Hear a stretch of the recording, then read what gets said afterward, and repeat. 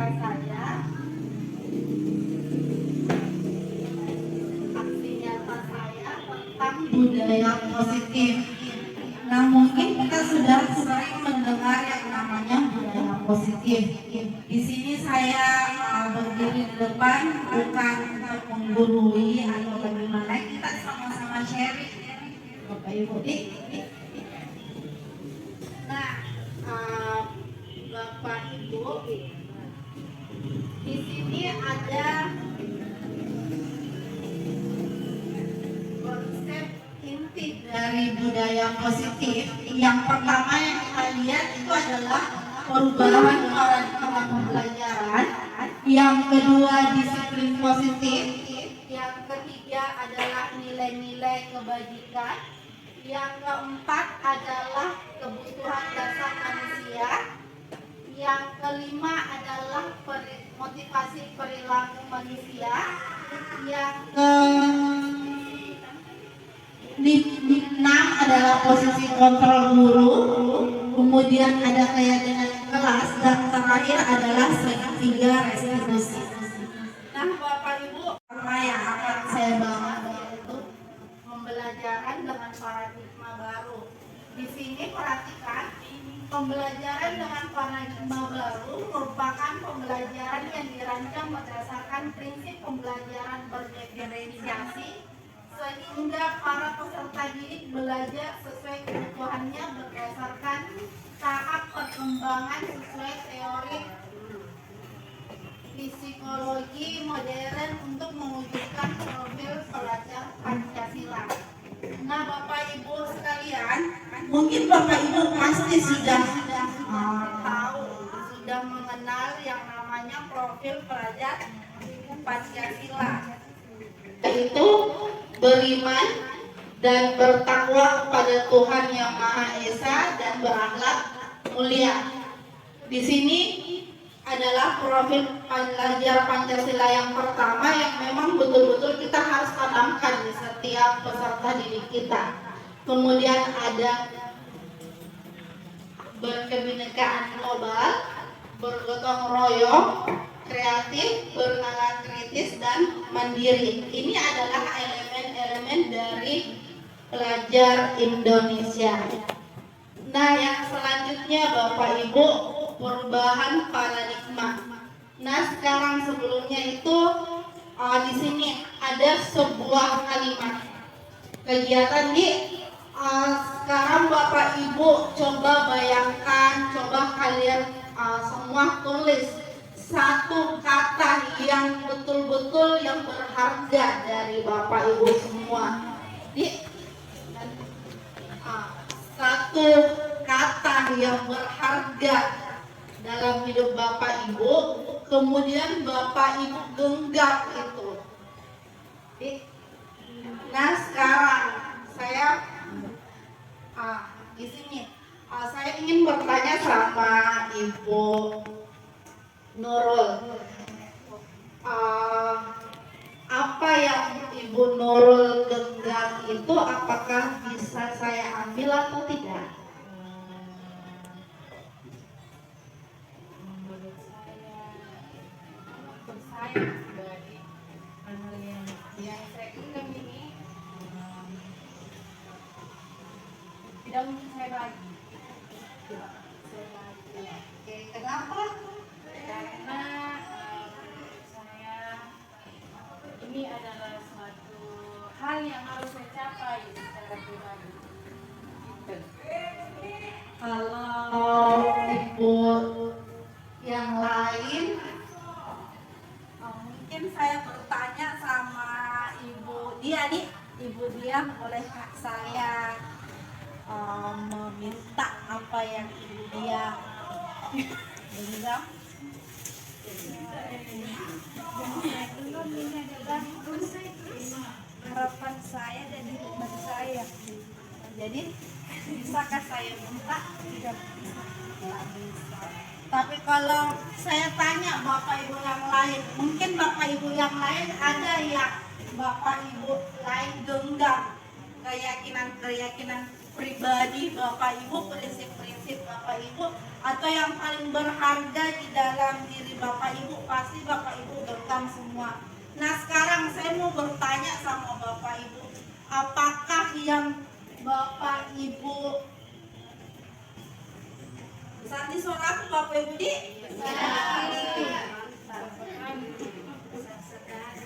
Jangan biar nah sekarang Bapak Ibu, apa yang Bapak Ibu genggam, apa yang Bapak Ibu pegang dan yakini itu, saya bertanya sama Bapak Ibu, apakah bisa saya ambil? Apakah bisa saya ambil? Saya tanya Bapak Ibu semua, apakah bisa saya ambil? Tidak. Kenapa saya nggak bisa ambil? Bisa. Bisa saya ambil. Bisa. Itu keyakinan yang paling berharga. Kenapa? Karena memang apa yang saya pilih memang harus bisa untuk dibagi. Oh bisa untuk dibagi. Oke. Tapi Bapak Ibu yang lain, ada yang bilang bisa, ada yang bilang tidak, Dik. Nah Bapak Ibu, mungkin Bapak Ibu ada yang mengatakan bisa diambil, bisa dimiliki, tetapi ada juga hanya sekedar untuk melihat saja, bisa dilihat, tapi tidak bisa dimiliki secara utuh oleh orang lain, Dik. Nah Bapak Ibu, kita lihat di atas, genggaman ini adalah merupakan teori kontrol. Orang yang mengontrol, membuka atau memberikan keyakinan itu adalah diri kita sendiri. Meskipun ada bujukan, rayuan, desakan, paksaan atau imbalan apapun itu, otomatis biasanya kita tidak bisa memberi. Nah, kontrol itu sendiri, yang kontrol diri kita itu sendiri adalah kita sendiri. Nah, di situ pun anak-anak, meskipun kita paksakan anak-anak, mau bagaimanapun kita paksakan anak-anak, tetapi kalau bukan dari dirinya sendiri, itu tidak bisa Bapak Ibu. Jadi kita tidak bisa memaksakan anak-anak, kita harus begini, harus A, harus B, tidak bisa. Kita harus melihat bagaimana cara kita mendekatkan diri ke anak-anak. Nah, di sini ada miskonsepsi tentang teori kontrol. Miskonsepsi ini biasanya sering kita pakai Bapak Ibu. Yang pertama itu kita biasa berpikir bahwa guru itu mengontrol murid. Jadi kita yang punya peran untuk mengontrol murid. Nah yang kedua, kita biasa berpikir bahwasanya kritikan, membuat rasa bersalah, mampu menguatkan karakter peserta didik. Nah yang ketiga itu ilusi bahwasanya orang dewasa itu berhak memaksa. Nah yang terakhir, ilusi yang terakhir itu dari miskonsepsi ini adalah semua penguatan positif itu efektif dan bermanfaat. Padahal ini semua Bapak Ibu adalah miskonsepsi yang sebenarnya mau dikatakan itu salah, karena setiap orang itu sebenarnya tidak harus kita kontrol. Jadi perhatikan, ketika guru mengontrol murid, itu biasanya pada dasarnya kita tidak dapat memaksakan murid mau berbuat sesuatu jikalau murid tersebut memilih untuk tidak melakukannya. Walaupun tampaknya kita sedang mengontrol perilaku murid tersebut hal ini karena murid tersebut sedang mengizinkan dirinya dikontrol. Jadi terkadang kita rasanya Ina menyapu Ki, memang murid itu biasa kayak dia menyapu mak, tetapi memang karena dia mengizinkan dirinya untuk diminta tolongi, tetapi pada dasarnya itu yang mengontrol dia. Disinilah dia tadi saya mengatakan yang mengontrol dirinya itu adalah siswa tersebut. Biasa juga ada siswa kita minta tolongi, nah bisa ini, tetapi dia mengontrol dirinya untuk tidak melakukannya karena kontrol itu ada di dalam dirinya. Kemudian ilusi kontrol yang kedua itu yang mana kritik dan rasa bersalah menguatkan karakter. Di sini menggunakan kritik dan rasa bersalah untuk mengontrol murid menuju pada identitas gagal. Mereka belajar untuk merasa buruk tentang diri mereka. Mereka mengembangkan dialog diri yang negatif.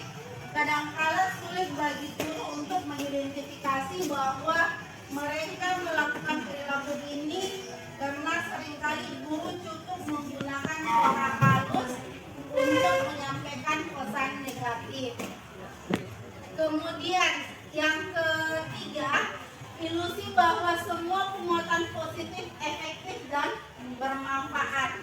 Penguatan positif atau rujukan adalah bentuk-bentuk kontrol dan segala usaha untuk mempengaruhi murid agar mengulangi suatu perilaku tertentu adalah suatu usaha untuk mengontrol murid tersebut.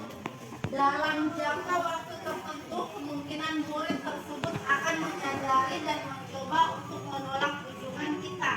Atau bisa jadi murid tersebut menjadi tergantung pada pendapat guru yang untuk berusaha.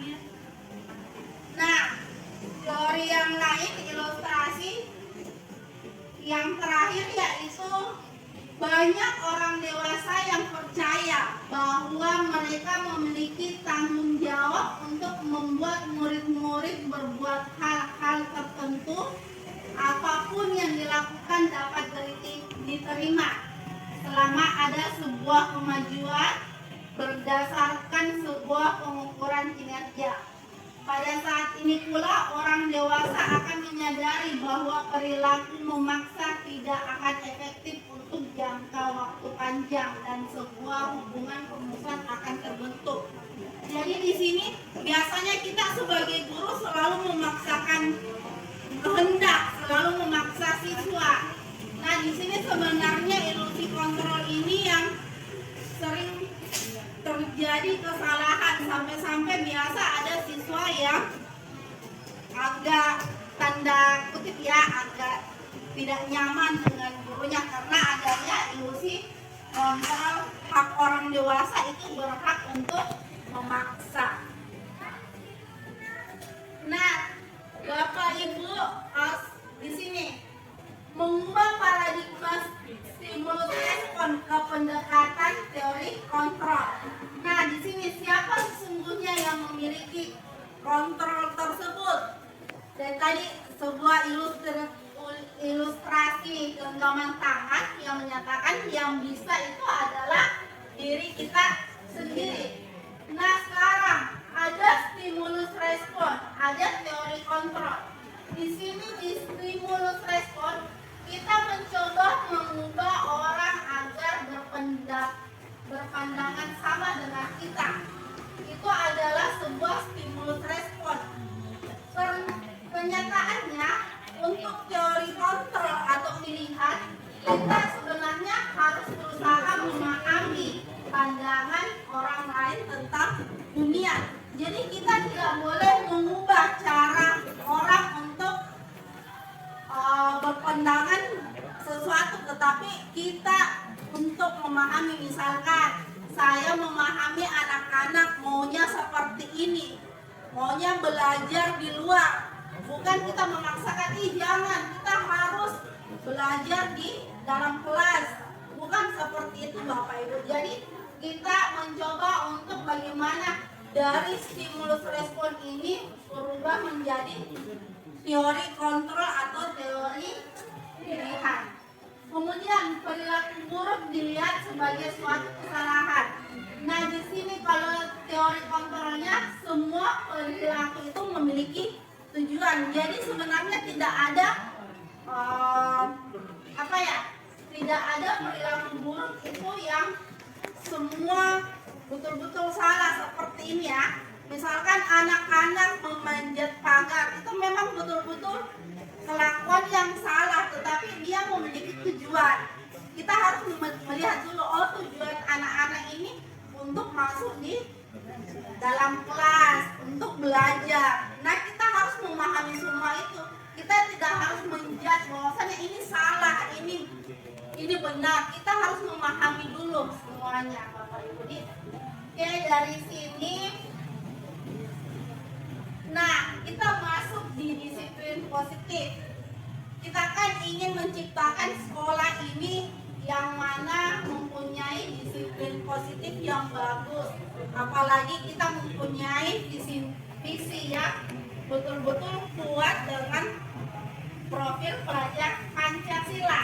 Nah, perhatikan Bapak Ibu, disiplin itu berasal dari kata disiplina, yaitu belajar. Jadi kata disiplin itu artinya belajar, Bapak Ibu.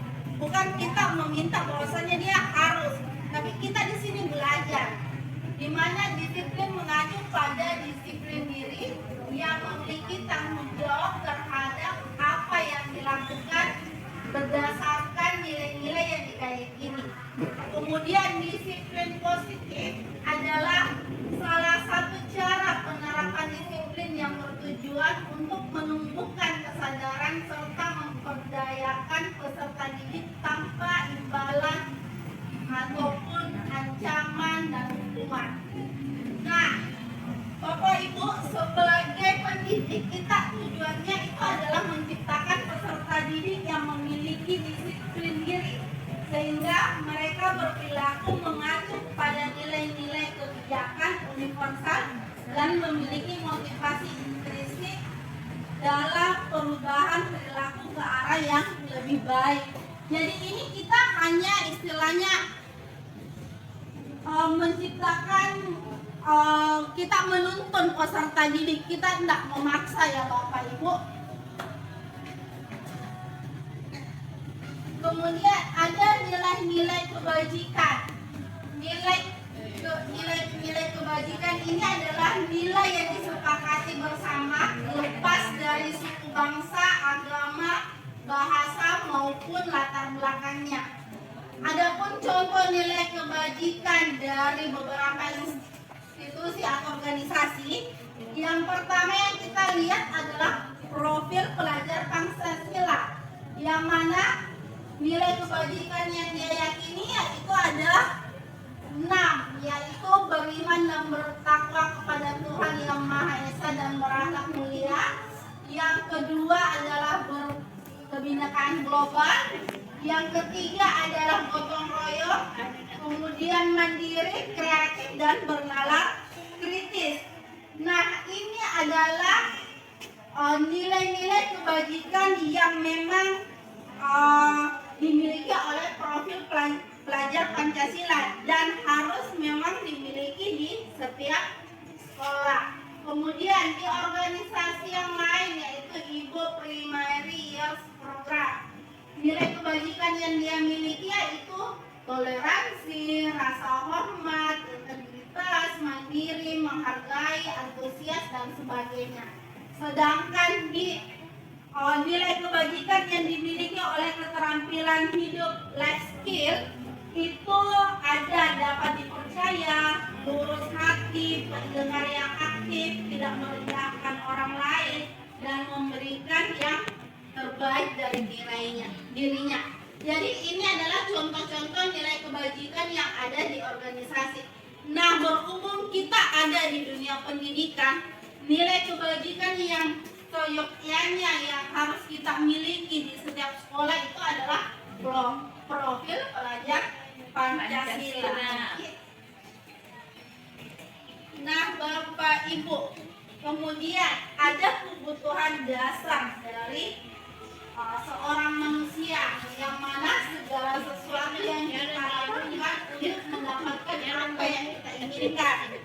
Seluruh tindakan yang kita lakukan memiliki tujuan tertentu dan semua usaha terbaik yang kita lakukan adalah dalam rangka agar kebutuhan dasar kita terpenuhi dengan baik.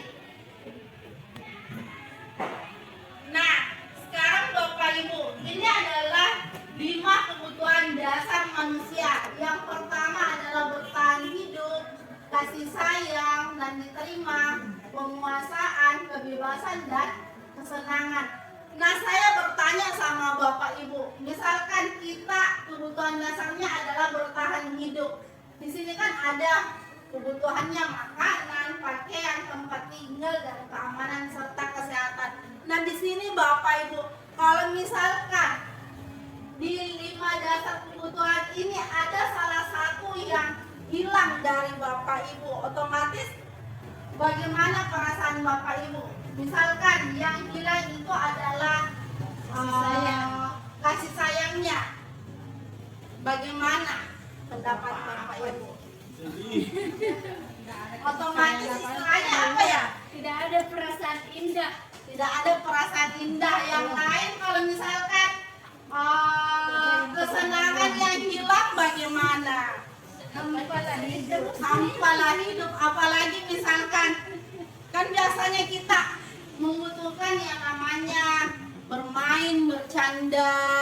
Itu pun yang sebenarnya 5 kebutuhan dasar manusia ini biasanya juga siswa memang betul-betul menginginkan. Jadi kita harus betul-betul melihat kebutuhan dasar seorang siswa tersebut.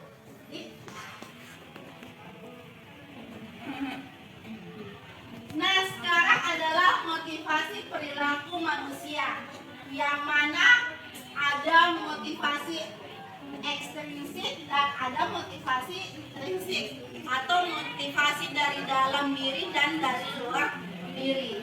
Nah, di sini perhatikan Bapak Ibu, di motivasi ekstrinsik, yang pertama untuk menghindari ketidaknyamanan atau hukuman, yang kedua untuk mendapatkan imbalan penghargaan dari orang lain.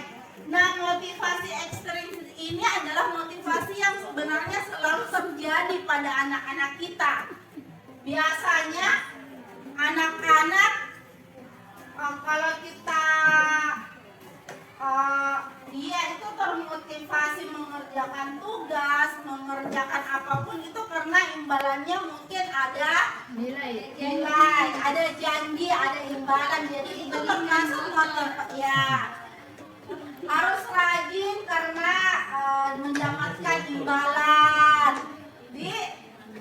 Nah, itu semua adalah motivasi ekstrinsik. Nah, sekarang adalah motivasi intrinsik adalah untuk menjadikan orang yang mereka inginkan dan menghargai diri sendiri dengan nilai-nilai yang mereka percaya. Jadi seperti dari tadi Bapak Ibu, ilustrasi teori kontrol itu, anak-anak yang mengontrol dirinya. Sekarang kita istilahnya bagaimana ya, kita harus membangkitkan kembali yang namanya motivasi intrinsik yang ada di dalam diri peserta didik. Nah, sekarang Bapak Ibu, ada yang namanya hukuman, konsekuensi, restitusi. Nah, sekarang Bapak Ibu, yang sering kita lakukan ini sebenarnya ada di tahap hukuman biasanya. Apalagi kalau misalkan anak-anak datang terlambat, biasa kita memberikan mungkin entah konsekuensi atau hukuman. Nah, di sini ada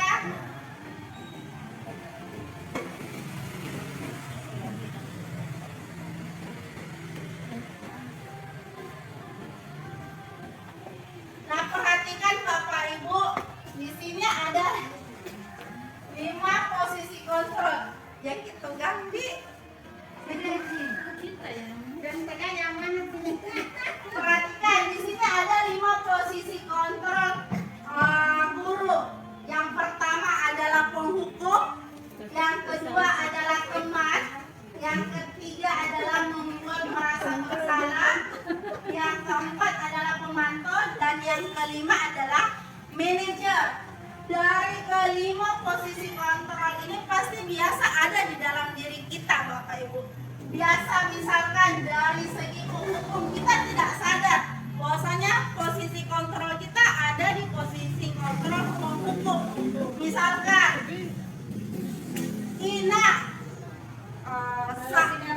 kalau tidak kerja PR-mu, saya Kita HP-mu. kemudian membersihkan lapangan. Apalagi Bapak Ibu? Disita HP-nya. Malas Ki. Oke. Nah, kemudian ada posisi kontrak membuat merasa bersalah. Terkadang kita seperti ini, misalnya kita ke anak-anak, Ina kerja ini nanti dimarahin sama kepala sekolah. Ina kerja gini nah, itu seakan-akan kita membuat anak-anak merasa bersalah. Yudi kalau tidak kerja nanti dimarahi guru sama kepala sekolah. Itu sebenarnya kita ada di posisi kontrol membuat merasa bersalah karena kita membuat anak-anak seolah-olah merasa bersalah kalau tidak mengerjakan hal tersebut. Kemudian ada posisi teman. Biasa kan kita sebagai guru-guru, Ina apa dikerja? Nak kerja nak? Nak pakai baju putih di besok nak? Kan itu seakan-akan kayak teman berbicara seperti itu. Kemudian ada posisi kontrol atau misalkan setiap biasanya kan kalau kita piket di depan, Ina saya lihat tak pakai baju olahraga Ki. Perasaan senang hari ini. Itu kan kita memantau, oh dia tidak sesuai dengan apa yang aturannya. Kita hanya memantau. Nah, yang terakhir adalah manajer. Posisi manajer ini adalah posisi yang memang betul-betul harus ada di guru karena perhatikan dulu ini kontrol akan belajar. Contoh-contohnya penerapannya. Kita lihat juga bagaimana kita di keseharian kita. Ini adalah posisi kontrol pembuku. Maman, sini kamu. Selamat pagi, Bu. Selalu terlambat. Kamu deh, pasti terlambat. Maaf, Bu. Saya Apa? Apa coba? Alasan kamu apa lagi? Kapan sih kamu tidak terlambat? Malas sekali ya kamu jadi anak. saya Dasar pemalas. Gak kapok-kapok sih kamu. Sudah berapa kali terlambat? Sana, kamu keliling lapangan basket 2 kali. kenapa saya harus keliling lapangan basket, Bu? Kenapa? Kamu melawan ibu. Berani-beraninya jawab. Sudah terlambat, masih berani jawab pula. Sekarang, keliling lapangan basket 5 kali sekalian. Biar kapok. Cepat. Pergi sana ke lapangan basket.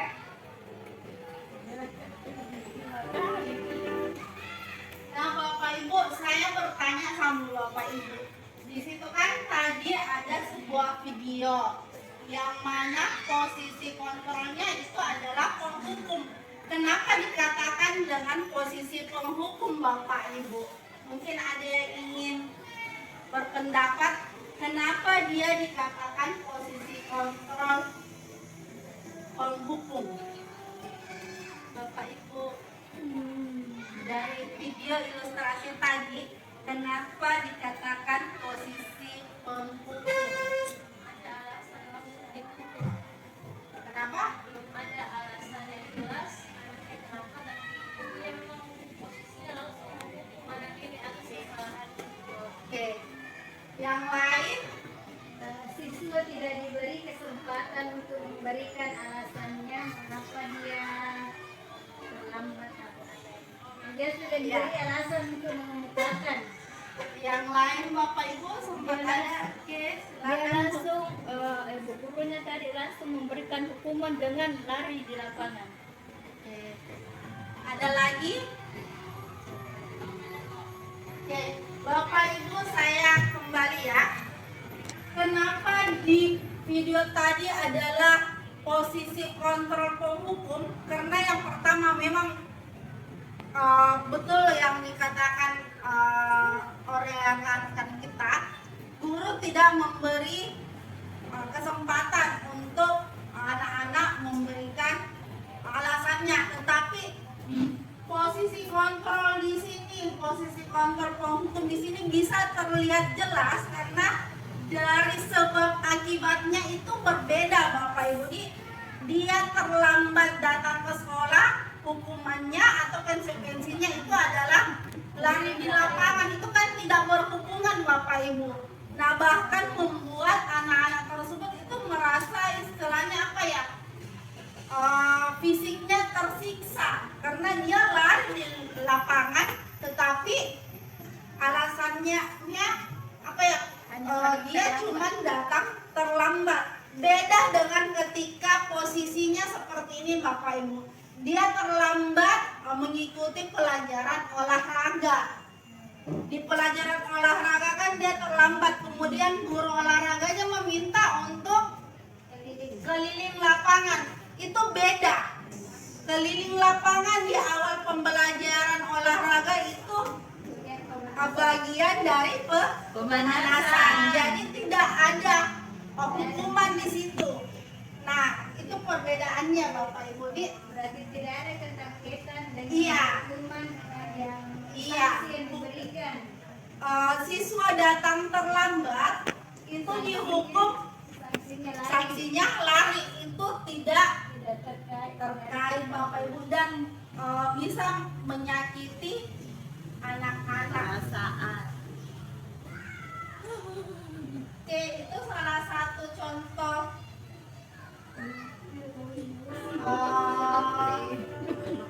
di sini ada video lagi. Tadi kan penghukum, sekarang pembuat merasa bersalah.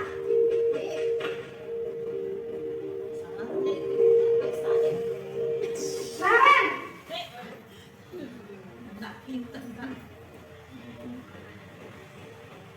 Selamat pagi, Bu. Mungkin biasa kan kita tidak sadar, Bapak Ibu. kamu kenapa terlambat lagi, nak? Ya Tuhan, Naren. Kamu senang ya bikin ibu susah ya? Kalau kamu terlambat lagi, nanti ibu yang ditegur bapak kepala sekolah, nak. Disangka ibu tidak bisa membina kamu. Duh, gimana ini? Maaf, Bu. Duh, Gusti Naren. Kamu suka ya kalau ibu ditegur bapak kepala sekolah?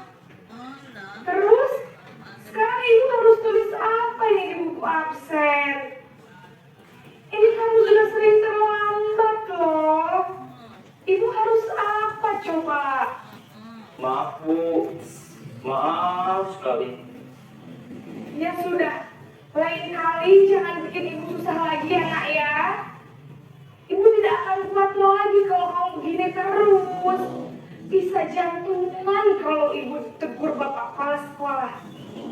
Sana cepat ke kelas. Maaf ya, Bu. Maaf.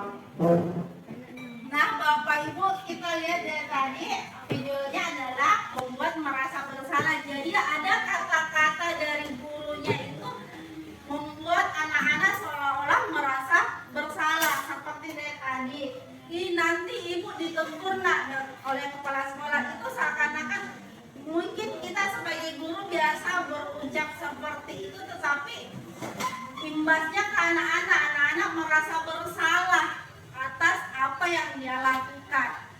Nah, Ibu, dari dua video itu bisa kita lihat bahwasanya perbedaan dari posisi kontrol penghukum dan posisi kontrol pembuat merasa bersalah. Mungkin saya tidak putar keseluruhan, Bapak Ibu ya. Kita lihat posisi kontrol yang terakhir. Naren, Selamat pagi. 20. Jadi sekarang bagaimana ini, Naren? Maaf. 7, sekarang sudah jam 10. Naren, Ya, ini Bapak Ibu, posisi kontrol yang ini. Selamat pagi Bu. Kita lihat ya. Selamat pagi, Naren. Dari Maaf Bu, saya terlambat. Iya, sekolah masuknya jam 7, sekarang sudah jam 7.20. Jadi sekarang bagaimana ini, Naren? Maaf Bu, saya lupa setel alarm saya semalam. Baiklah, menurut kamu, keyakinan sekolah yang mana yang perlu kamu tingkatkan? Menghargai diri sendiri dan orang lain mungkin ya Bu. Setuju. Jadi, apakah Naren meyakini prinsip saling menghormati tersebut? Iya Bu, saya meyakininya. Apakah Naren bersedia memperbaiki masalah keterlambatan ini? Bersedia Bu. Bagaimana kamu akan perbaiki masalah keterlambatan ini? Saya akan coba untuk tidak lupa menyetel alarm saya Bu. Baik, kalau Naren lupa menyetel alarm di rumah, ada orang yang kira-kira bisa bantu mengingatkan tidak? Ada Bu, kakak saya, Kak Emma. Ada lagi selain Kak Emma? Selain Kak Emma, ada ibu saya. Baik, jadi yang mengingatkan Naren adalah Kak Emma dan ibu kamu ya? Kira-kira akan mulai setel alarm kapan nih, Naren? Setelah pulang sekolah, akan segera saya lakukan. Baik, jadi Naren akan setel alarm untuk bangun besok pagi dan akan diingatkan oleh kakak dan ibunda Naren ya. Ada lagi yang mungkin perlu dilakukan Naren agar tidak terlambat bangun lagi. Tidak ada Bu. Baik Naren, terima kasih untuk kerjasama kamu. Sekarang kamu perlu kembali ke kelas untuk belajar. Baik Bu, terima kasih.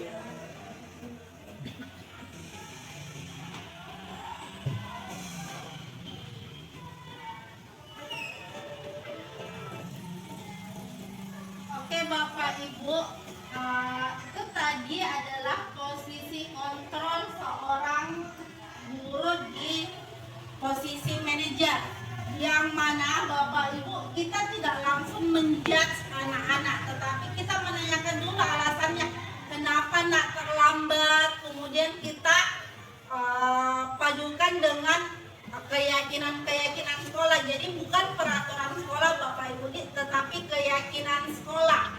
Apakah ada keyakinan sekolah yang dia tidak tunjukkan?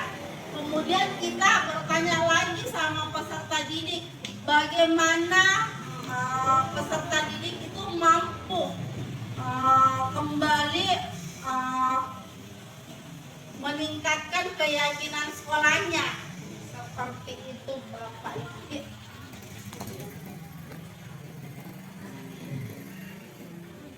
Nah, ini ada beberapa kalimat-kalimat penerapan dari posisi-posisi kontrol guru. Yang pertama, penghukum.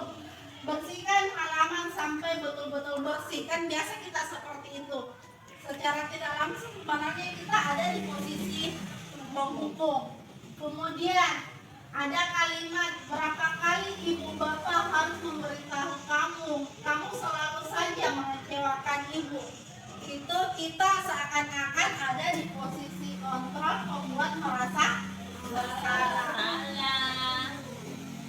Nah, yang kemudian di sini adalah, aduh kenapa terlambat lagi, kan biasa kita Ina kenapa terlambat lagi. Nah, seperti itu seakan-akan kita merasa ada di posisi kontrol teman. Kemudian yang keempat adalah posisi kontrol pemantau. Kalimatnya biasa, kamu sudah melanggar peraturan sekolah, kamu tahu konsekuensinya. Seperti itu. Kemudian yang manajer di sini adalah kita menanyakan, apa kamu tahu apa kesalahan kamu, kira-kira bagaimana kamu memperbaiki kesalahan kamu. Nah, dari kelima posisi kontrol ini harapkan ada di seorang guru itu adalah posisi kontrol seorang manajer. Kita bisa menanyakan dulu apa alasannya kenapa melakukan kesalahan. Kita juga membimbing peserta didik untuk bagaimana memperbaiki kesalahannya. Nah, biasa kita mungkin bagi saya juga ya Bapak Ibu, biasa kita tidak sampai di posisi manajer. Tetapi kalau memang kita belum mampu di posisi manajer, paling tidak kita berada di posisi pemantau atau posisi teman. Jangan sampai kita berada di posisi penghukum. Nah, sekarang ini Ibu kecewa sekali sama kamu. Kira-kira Bapak Ibu posisi apa kalau kata-katanya seperti ini? Membuat merasa bersalah. Oke, membuat merasa Bersalah. kalau yang ini Bapak Ibu, kamu selalu saja berbuat salah. Apa coba? Hah?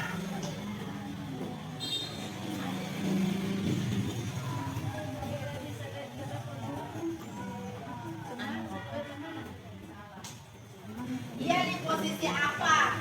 Adakah teman, penghukum, pemantau, membuat rasa bersalah?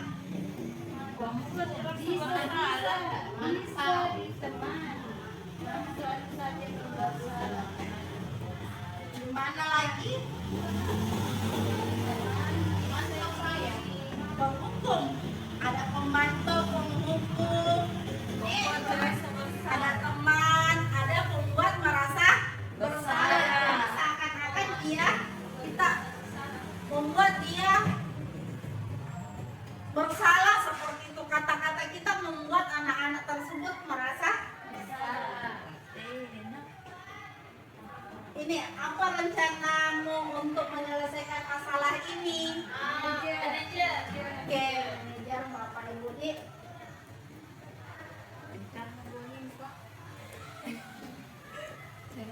Ini apa yang telah kamu lakukan?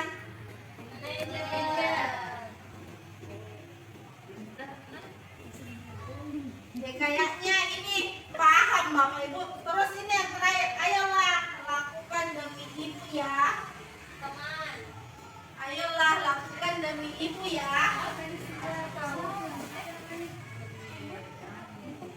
Ayolah lakukan demi ibu ya.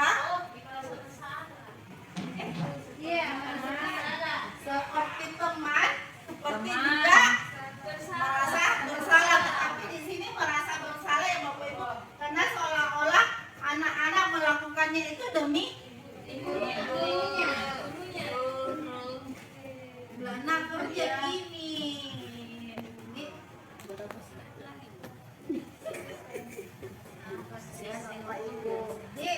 Ini keyakinan kelas. Mengapa keyakinan kelas bukan peraturan kelas? Nah Bapak Ibu, keyakinan kelas itu dibuat hasil kesepakatan kita bersama. Anak-anak memberikan apa-apa yang diinginkan. Kelas bagaimana yang mereka impikan di dalam kelas. Kalau peraturan itu adalah seakan-akan kita memberi aturan, jika anak-anak melanggar ada konsekuensinya, Dik.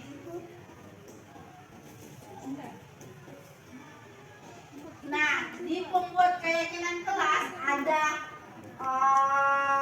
beberapa kenapa pembentukan keyakinan kelas, karena bersifat abstrak, berupa pernyataan universal, dibuat dalam pernyataan positif, sedikit saja akan mudah diingat. Jadi biasa kita keyakinan kelas datang jam 7.30 misalkan, kemudian keyakinan kelas di kelas kita biasa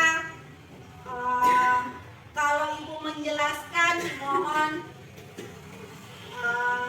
ya matikan HP. Itu kan sebuah keyakinan kelas yang kita rancang bersama Bapak Ibu. yang materi terakhir dari saya dan ini adalah segitiga restitusi. Jadi perhatikan Bapak Ibu, di posisi manajer itu ada langkah-langkah yang kita lakukan yang mana disebut dengan segitiga restitusi.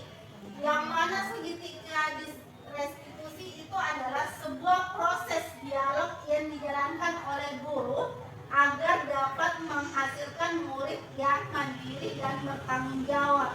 Langkah-langkah segitiga restitusi itu yang pertama adalah menstabilkan identitas, kemudian kedua adalah validasi tindakan yang salah, dan yang terakhir adalah menanyakan keyakinan. Kemudian Bapak Ibu perhatikan, menstabilkan identitas ini berdasarkan prinsip membuat kesalahan adalah bagian dari proses pembelajaran, yang mana biasa ada kata-katanya berbuat salah itu wajar. Kan biasa kita, nah enggak apa-apa Ci, memang setiap manusia itu punya kesalahan. Itu biasa kita menstabilkan emosi identitasnya anak-anak dulu sebelum kita menanyakan langkah-langkah selanjutnya.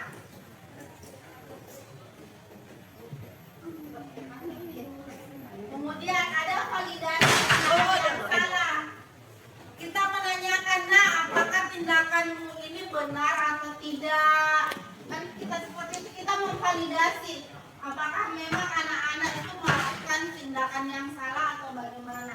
Kemudian ada kata-kata, kamu patut bangga karena telah melindungi sesuatu yang penting buatmu. Ini kata-kata biasanya kan ada anak-anak bantu temannya.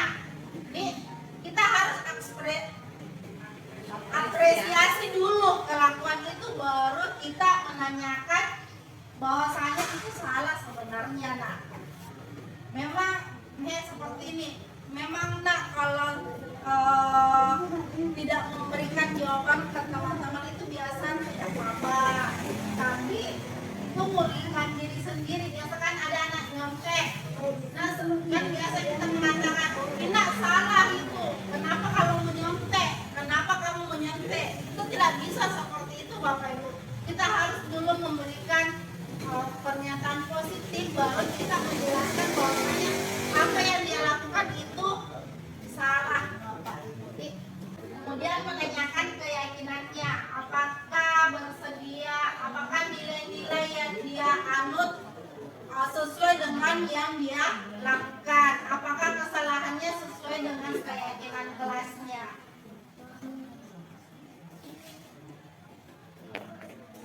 Nah, perhatikan Bapak Ibu, penerapan segitiga restitusi yang sudah saya lakukan.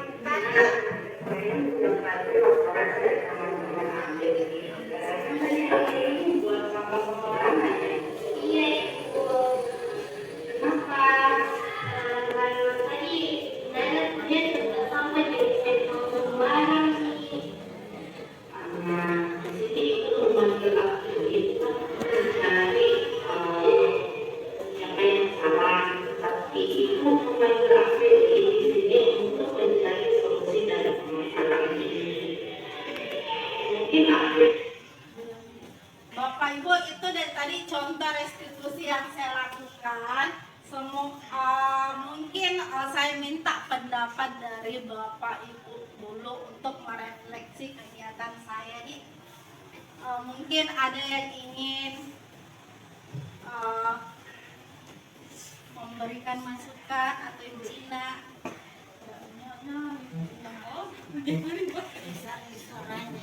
Saya mau merefleksi tadi kegiatan atau komen saja. Kegiatan Oke. Baik, terima kasih Bapak Ibu. Izin, alhamdulillah hari ini hari yang sungguh luar biasa. Kita bisa mendengarkan pemaparan dari salah seorang rekan kita, Ibu Rizky, mengenai budaya positif. Nah, salah satu yang diangkat di sini adalah segitiga restitusi. Saya ingin mengomentari pada bagian segitiga restitusi Nah, di sini sebagai seorang pendidik seharusnya kita sudah menggunakan segitiga restitusi ini. Jadi kita tidak memberikan solusi. Jadi inti dari segitiga restitusi ini, kita menggali potensi yang dimiliki oleh peserta didik kita. Jadi kita tidak memberikan solusi. Jangan sampai jatuhnya nanti kita sebagai BK atau sebagai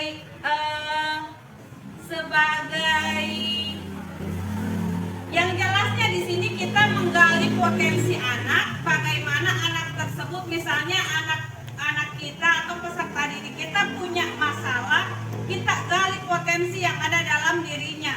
Dan yang perlu kita hindari di sini, kita tidak boleh memberikan solusi. Jadi anak tersebut mendapatkan atau menemukan solusi dari permasalahannya. Jadi beda misalnya kita sebagai guru BK dengan kita menerapkan segitiga restitusi ini. Jadi betul-betul anak mandiri menemukan solusi dari permasalahannya. Jadi kita tadi yang disampaikan oleh Ibu Rizky itu sudah betul sekali, sudah cocok sekali bahwa kita menemui anak jangan langsung kenapa Ki begini nak. Jadi kita harus stabilkan dulu stabilitasnya, kita stabilkan dulu keadaan. Nah, jangan sampai baru kita panggil anak didik kita atau peserta didik kita, kemudian kita sudah menjas. Jadi ini yang kita hindari. Jadi bagaimana kita menstabilkan identitas, kemudian menggali lagi informasi apakah perbuatan yang dilakukan peserta didik kita itu sudah sesuai atau tidak. Nah, kalau dia sudah jawab ternyata ini tidak sesuai, nanti kita harus pintar-pintar menggali informasi bagaimana peserta didik kita mampu memberikan solusi dari permasalahannya. Mungkin itu yang bisa saya komentari. Terima kasih. Ya, terima kasih Dina. Untuk tepung Dina kita beri tepung. Oh Di, kan ada tepung. Lemas tepung. Kasih. Kasih gue. Kasih oh. Kasih gue. Wow. Oke Bapak Ibu. Di penutup kali ini dalam penerapan program disiplin positif hendaknya guru memiliki standar kepribadian profesional dan sosial yang baik, di mana guru mampu merefleksikan dirinya dalam posisi kontrol satu. Jadi Bapak Ibu, kita sebagai seorang guru hendaknya menuntun murid, bukan menuntut murid. Bapak Ibu, kita sebagai guru adalah sebagai teladan bagi murid kita. Mungkin dari saya cukup sekian Bapak Ibu. Jika ada kesalahan atau yang tidak berkenan di hati Bapak Ibu, saya ucapkan permohonan maaf. Assalamualaikum warahmatullahi wabarakatuh.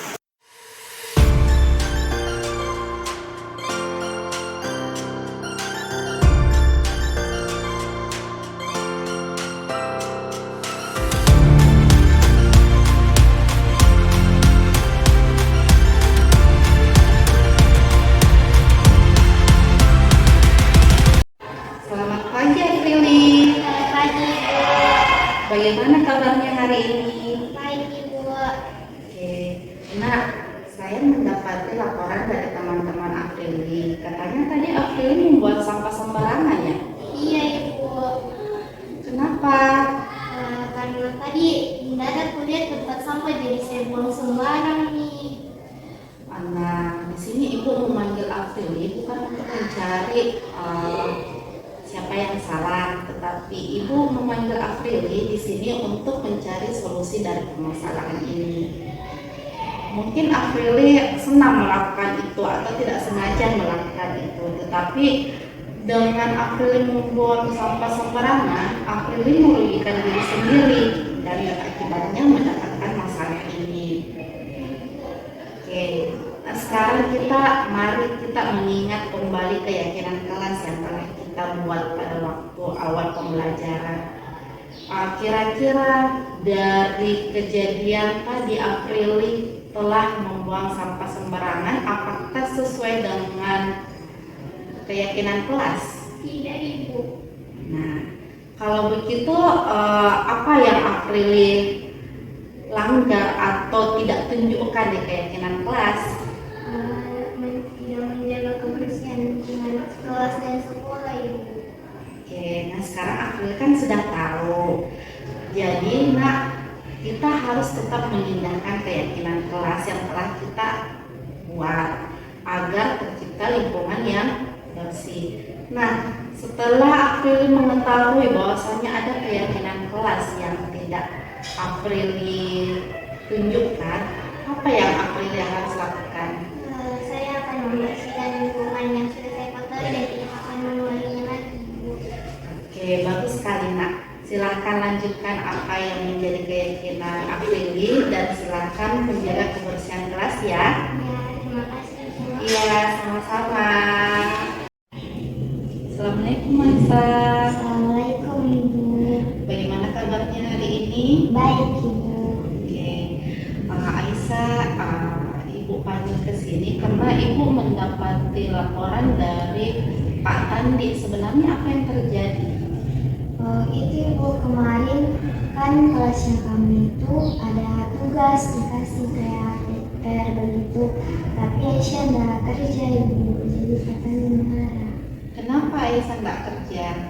Malas, Ibu, kerja tugas, Ibu. Apakah selama Pak Tandi mengajar Aisyah tidak paham atau hanya memang karena malas? Bukan gitu, Ibu. Sebenarnya mungkin dari cara Pak Tani mengajar, Bu. Karena biasa Pak Tani itu nggak masuk mengajar, cuma titik tugas secara online. Jadi itu buat Aisyah malas kerja tugasnya. Oh, baiklah. Nah, di sini Ibu sebenarnya panggil Aisyah bukan untuk mencari siapa yang salah, tetapi Ibu memanggil Aisyah karena ingin mencari solusi dari permasalahan ini. Mungkin Aisyah melakukan hal itu karena senang, tetapi Aisyah juga harus tahu bahwasannya dengan permasalahan itu Aisyah merugikan diri sendiri sehingga bermasalah dengan Pak Tani, khususnya mata pelajaran agama. Nah, sekarang mari kita ingat-ingat keyakinan kelas yang ada waktu pertama kali kita belajar. Kalau Aisyah ingat keyakinan kelas kita yang dulu bagaimana? Kesepakatan kelas yang dibuat di kelas itu, Ibu, menghormati guru, Terus apalagi? rajin kerja tugas. Nah, sekarang kan Aisyah sudah paham. Jadi dengan sikap tadi Aisyah ke Pak Tandi itu apakah sudah mencerminkan atau menunjukkan keyakinan kelas? Tidak, Ibu. Oke. Jadi kalau seperti itu Aisyah harus melakukan apa? Minta maaf ya sama Pak Tani. Minta maaf sama Pak Tandi. Nah, sekarang Aisyah silahkan pergi minta maaf sama Pak Tandi dan selalu mengindahkan keyakinan kelas ya. Iya, Ibu. Oke, silakan Nak. Makasih. Jadi setelah saya berbincang-bincang dengan Ibu Kiki tadi, saya sudah menyadari kesalahan saya, yaitu saya membuang sampah sembarangan. Nah, dari itu saya jadi sadar bahwa saya harus meninggalkan sifat buruk itu. Jadi saya akan selalu mengingatkan bahwa harus selalu membersihkan lingkungan dan tidak membuang sampah sembarangan lagi. Dan buat teman-teman juga, jangan selalu membuang sampah sembarangan karena itu dapat mengotori lingkungan sekolah kita. Sekian dari saya, terima kasih. Baik, setelah berbincang-bincang bersama Ibu Kiki selaku wali kelas saya menyadari bahwa sikap saya selama ini yaitu bermalas-malasan mengerjakan tugas dari Pak Tani itu sangat salah. Dan dari itu saya belajar untuk selalu menerapkan apa yang telah disepakati oleh kelas, di mana yaitu untuk menghormati guru dan rajin belajar. Nah, untuk teman-teman juga jangan pernah malas-malasan mengerjakan PR. Terima kasih.